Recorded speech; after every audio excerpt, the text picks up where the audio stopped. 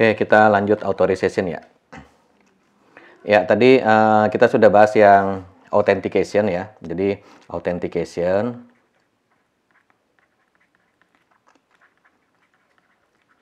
Nah, ini kaitannya dengan usernya siapa ya, who atau who is the user ya.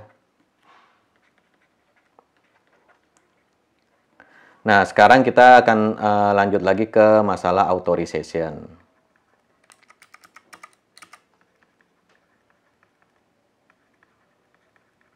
Nah, authorization ini kaitannya dengan permission ya, atau izin akses. Jadi misalnya di sini kita aplikasi kita punya fitur, misalnya ada fitur apa ya, input transaksi ya, kemudian ada approve ya, transaction ya. Nah, misalnya kita punya dua fitur gini ya di dalam aplikasi kita. Nah, kita pengen membedakan permissionnya ya, permissionnya. Jadi misalnya di sini yang bisa input ini misalnya levelnya adalah staff ya. Kalau yang ini levelnya manager.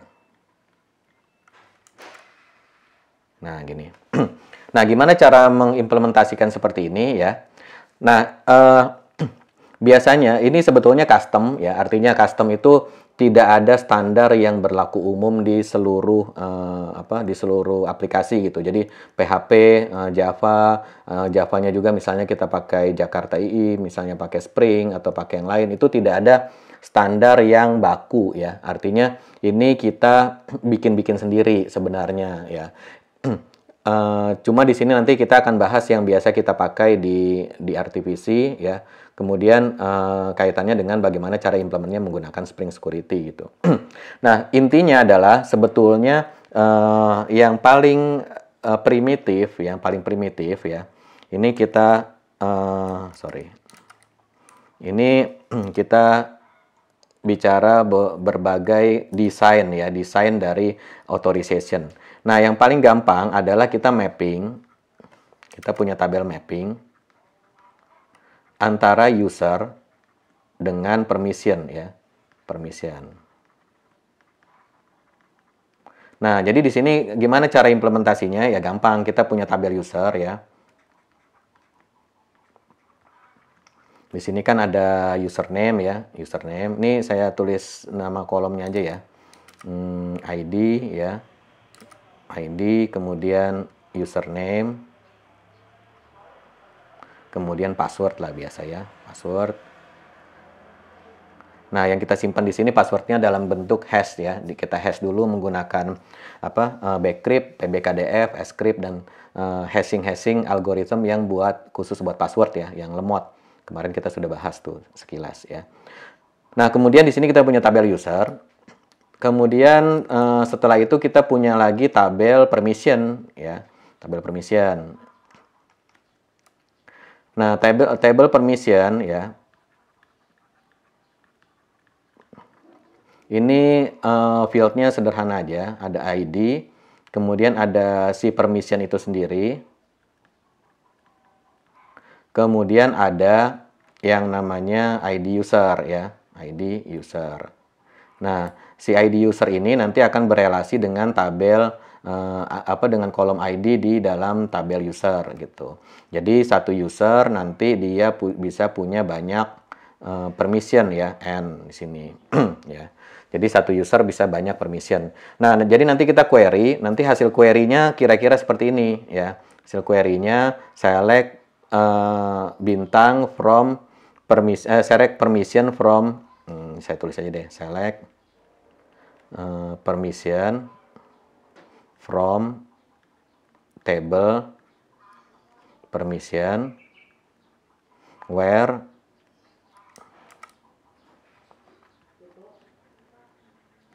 user sama dengan A misalnya. Nah, jadi di sini ada misalnya nanti ya ini nanti pakai alias ya, jadinya supaya lebih bagus. Ini saya singkat saja. Jadi di sini nanti ada username, kemudian di sini ada permissionnya ya. Misalnya si A ini dia levelnya staff ya. Misalnya user staff misalnya.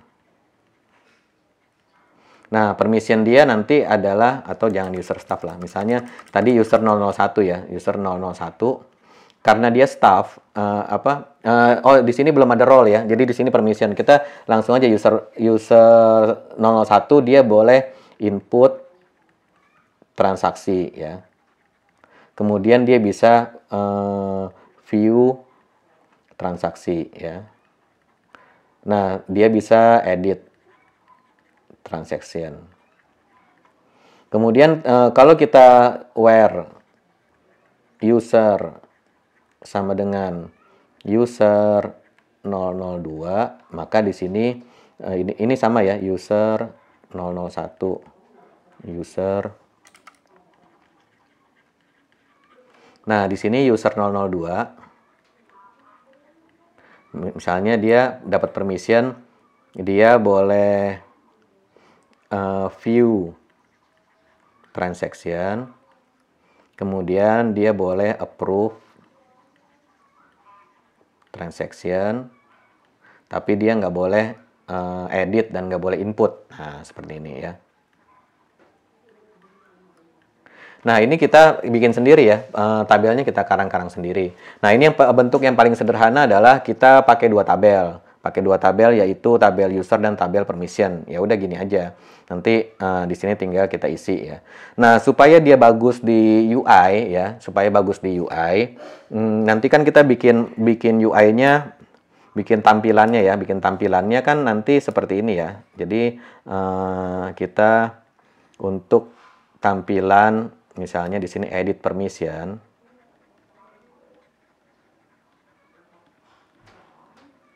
Nah, untuk edit permission, misalnya di sini kita pilih usernya ya, user, bolehlah pakai combo atau pakai apalah, pakai ini apa, search box juga boleh. Cuman di sini biar gampang menunjukkan bahwa usernya kita pilih dulu ya, user 001 ya, kita pilih, kemudian kita search di sini atau 01, kita go ya. Nah, di sini nanti ada permissionnya. Nah, permissionnya ini nanti tadi apa aja nih, input ya, input, kemudian edit, kemudian view, kemudian approve ya, kemudian reject misalnya. Nah, di sini tinggal kita kasih checkbox aja ya.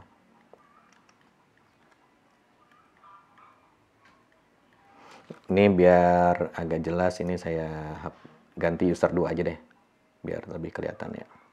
Nah, jadi untuk si user 2 ya, user 002, nanti pada waktu kita tampilkan, dia tidak boleh input, tidak boleh edit, nah tapi dia boleh view, kemudian boleh approve, boleh reject. Nah, nanti kalau usernya 001, maka dia boleh input, edit, dan view gitu. Nah, jadi kita centang. Pada waktu ini di save, maka dia nanti akan insert ke tabel permission.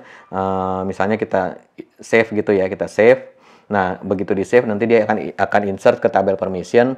Yang di insert isinya 3 record ya. 3 record di sini. Recordnya user 002. View transaksi, user 002 approve transaksi, dan yang ketiga adalah reject ya. Reject transaction. Nah, di sini biasanya biar bagus, di sini kita pisahkan ada value, ada label. Value-nya yang ini, labelnya yang tampil di sini ya. Jadi kan biasanya kalau value itu kan kita pengennya jangan ada spasi gitu kan ya, supaya nanti kita codingnya lebih enak. Kalau ada spasi biasanya nanti waktu compare nanti suka bermasalah gitu. Jadi kita nggak mau pakai spasi. Tapi kalau kita mau tampilkan di UI ya, kita kan maunya bagus. Artinya ada huruf besar, huruf kecil, ada spasi, mungkin ada ikon-ikon yang lain gitu ya. Nah, jadi itu kita pasang di label. Sedangkan yang kita mau pakai di coding nanti menggunakan value ya, yang underscore ini gitu ya. Nah, di sini value lah, saya kasih ya value. Kalau yang tampil di sini label ya, di sini label. Nah, ini bentuk pertama yang paling gampang ya, seperti ini. Nah, ini keterbatasannya adalah kalau kita nanti usernya banyak, misalnya usernya sudah ada ribuan gitu ya, atau mungkin puluhan lah, atau ratusan gitu. Nah, ini susah nih, ribet, karena kita harus buka masing-masing user, kita assign kita assign permissionnya. Kalau cuma 5 ya oke, cuman kalau misalnya sudah lebih dari 10, nah itu lumayan capek juga. Dan biasanya kalau sudah banyak gini, sudah di perusahaannya atau di organisasinya sudah dibagi-bagi menjadi departemen-departemen ya. Ada departemen A, departemen B, kemudian levelnya juga ada operator, ada staff, ada supervisor, ada manager, ada direktur dan sebagainya gitu. Jadi dia lebih banyak orangnya lah, intinya seperti itu. Sehingga kalau kita bikin combo seperti ini, begitu dibuka kombonya, wah itu kalau puluhan record aja udah pusing gitu. Nah, jadi kita pakai tambahan satu tabel lagi di tengah ya. Ini sekedar yang biasa kita pakai aja. Nanti kalau misalnya ada kebutuhan lain ya silakan disesuaikan ya. Nah, yang skema yang berikutnya kita tambahkan satu tabel ya, yaitu namanya tabel role. Nah, di sini ada permission. Nah, nanti kalau misalnya mau ditambahkan lagi departemen, mau ditambahkan lagi divisi gitu ya, kemudian apalah terserah project, nah itu bebas aja gitu. Cuman konsepnya sama aja, intinya adalah kita sebetulnya mau mengeluarkan hasil query yang seperti ini nih. Ya. Jadi yang kita mau keluarkan itu intinya adalah yang seperti ini. Hasil akhirnya. Nanti kita lihat hasil akhirnya tetap sama nih. Ini nih yang orange ini nih. Hasil akhirnya tetap seperti ini ya. Cuma nanti bedanya query-nya aja, ini beda query. Tapi intinya yang kita butuhkan adalah begitu ada user yang login, kita tahu username-nya 001, maka permission-nya apa saja gitu. Nah, sekarang untuk yang user role permission ini kita tambahkan dua tabel lagi ya. Jadi di sini ada tabel user. Ini saya nggak bikin lengkapnya ya, nggak bikin kolom lengkapnya, langsung relasinya aja. Nah, si user ini nanti dia punya role ya. Jadi misalnya supervisornya ada 3 gitu ya, kemudian manajernya ada 2 ya, kemudian operatornya ada 5 gitu kan. Nah, jadi ini juga terserah nih, bisa bisa one to many, bisa many to many, nanti tergantung proses bisnisnya ya. Artinya misalnya ada user, kalau perusahaan kecil biasanya suka rangkap-rangkap ya. Misalnya dia operator di finance tapi dia supervisor di HR misalnya gitu. Ya, atau dia misalnya operator untuk approve untuk input cuti misalnya di aplikasi di fitur-fitur HR gitu, dia bisa input cuti, tapi untuk mengapprove reimburse pengeluaran dia manajer gitu ya. Nah, itu nanti terserah ya seperti apa. Nah, jadi bisa saja di sini kita bisa bikin one to many. Kalau saya biasanya lebih suka bikin one to many di sini. Satu user banyak terbalik. Satu role banyak user ya. Nah, seperti ini. Jadi nanti role-nya aja nih yang kita banyakin. Misalnya role-nya input cuti, approve, reimburse gitu. Nah, itu nama role-nya nanti seperti itu. Tapi bisa juga many to many. Jadi role-nya nanti ada role untuk input cuti, ada role untuk approve, reimburse gitu. Tapi dia dua record yang berbeda. Nah, nanti bisa satu user ini punya beberapa role gitu. Itu bisa juga, terserah, bebas saja. Jadi ini bisa one to many, bisa many to many ya. Nah, misalnya seperti ini. Ini bebas nih pilihan. Nah, kemudian si role ini baru punya banyak permission ya. Nah, gini. Jadi role sama permission ini many to many ya, many to many ya. Nah, ini biasanya kalau kita desain database, kalau many to many, di sini kita punya tabel bridging biasanya role, permission ya.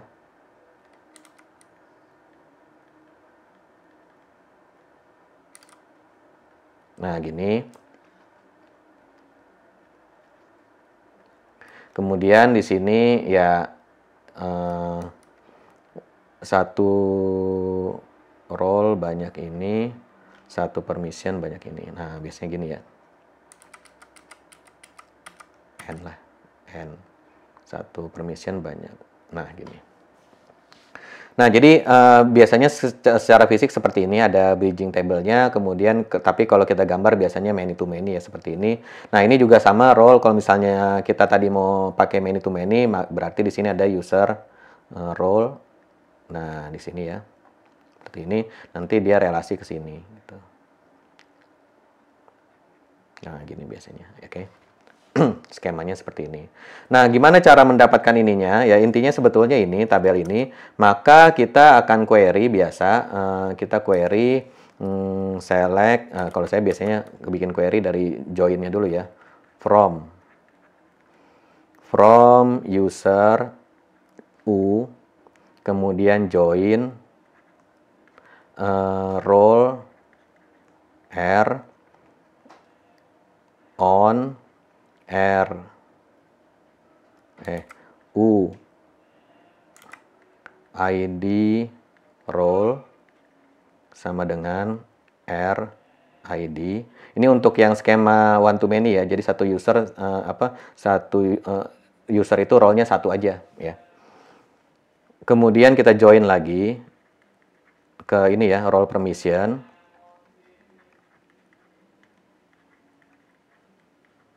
RP on, RP ID role sama dengan RID. Kemudian kita join lagi permission ya. P on, RP ID permission sama dengan permission ID, kemudian where U username sama dengan user 001. Nah, kemudian udah nih dapat nih, kita maunya ini ya, username-nya apa, permission value-nya apa. Udah, berarti tinggal tambahin di sini select U titik username, koma P titik permission value. Nah, from ini dan seterusnya gitu ya.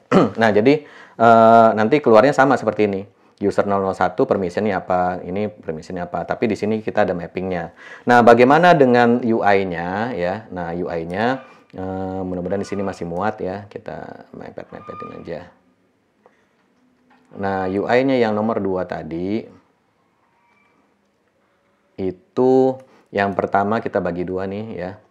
Yang pertama di tabel user, misalnya user 001, maka kita assign dulu role-nya.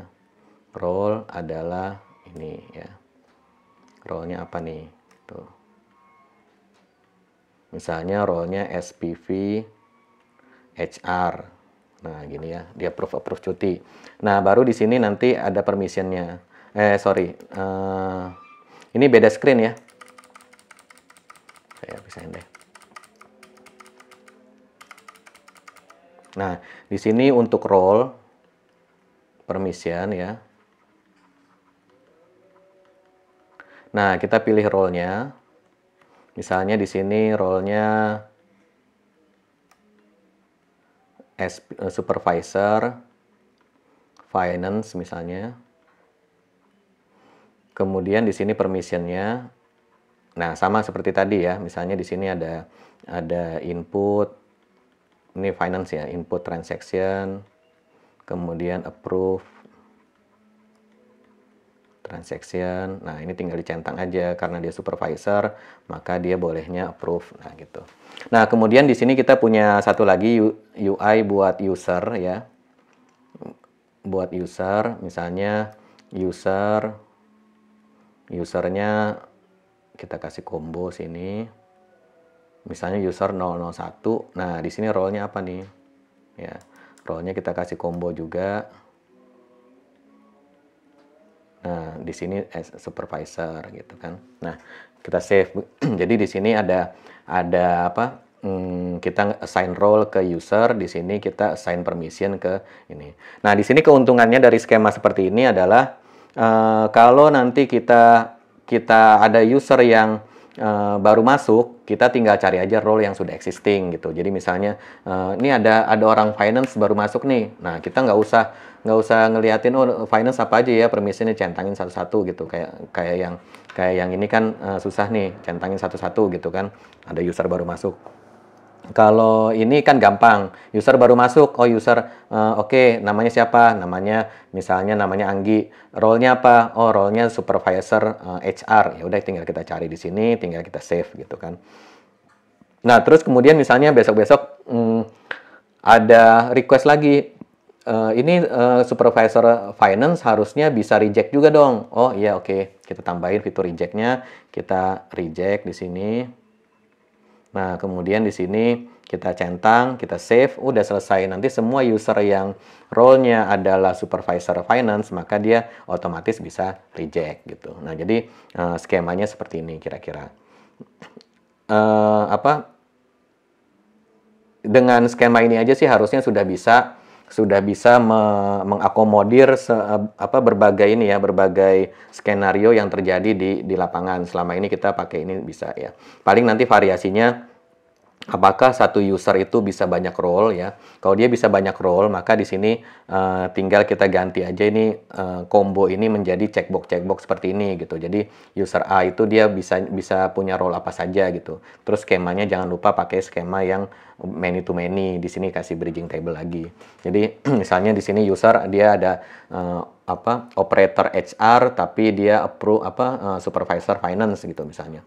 Artinya operator HR itu fungsinya misalnya dia bisa input cuti atau bisa mengajukan cuti, bisa izin sakit gitu ya. Tapi dia tidak bisa bisa input reimburse, tapi dia tidak bisa mengapprove reimburse gitu ya.